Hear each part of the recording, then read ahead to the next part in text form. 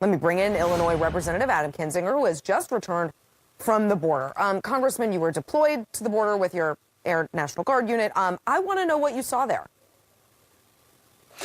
So this was my fourth time doing this kind of a deployment. The three prior times were in Texas under President Obama. So I think what's important to note is, as politicized as this is getting, like you said in your lead-in, this is not only the President Trump that is actually sending the Guard to the border and recognizes the problem. So what I saw was actually very eye-opening. It's very rugged terrain in Arizona.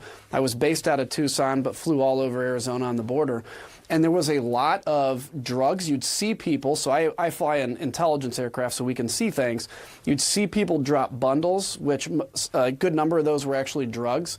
You would see people abandon a group when they got spooked. Those were coyotes, the guides from the cartel, leading people in. And when they abandoned them, they'd leave a group literally in the middle of nowhere, and they have no idea where they are. So it's a very bad situation. And I think while we can all disagree on whether we should build a wall, etc., where I get a little worried now is I'm hearing people disagree with that there's even a problem on the border. That used to not be something that we all disagreed on. Can I just ask, in those times that you were there before, how did this trip compare? Was it different? Was it worse? Better?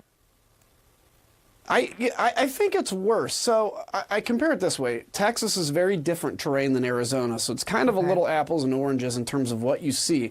When I was in Texas, there was a lot of people seeking a better way of life coming over. So you'd see migrant groups, in essence, try to come over the border illegally, and Border Patrol then was overwhelmed too. In Arizona, there is that, but what I saw a lot more of is cartel counterintelligence operations. For instance, people would sit on hills and mountains and scout out where the Border Patrol is. They do things to draw Border Patrol to one area so that they could bring a group in another area. They'd leave one or two people behind so Border Patrol would be tied up arresting them. So between the drugs and the human trafficking, the two ways that cartels make money, it's pretty bad. So then, do you support the president's use of a national emergency to deal with this?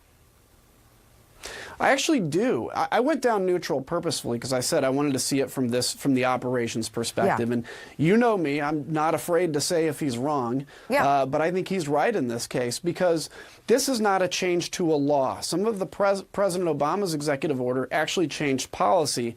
This is a change to where money's going, and I looked at this and said, not because of the immigration component, but because of the drug and human trafficking component, the two biggest scourges that this country faces, and frankly the world faces right now, it rises to the level of national emergency. You met with the president this week. I saw pictures of you in the Oval Office. What did you guys talk about? We talked about this. I wanted to share with him my experience on the border, and he was very interested in it. The president and even members of Congress, they can go to a border, with a windbreaker and get a picture. They're ultimately told what the leadership wants to be told, but to actually be involved in the operations was very unique. So I shared that experience with him, and he was very interested to hear it, and it just reaffirmed his belief and my belief that this is a national emergency. Well, as always, thank you for your service, and thank you for bringing all of that detail back to our show. I appreciate it. You bet. Take care.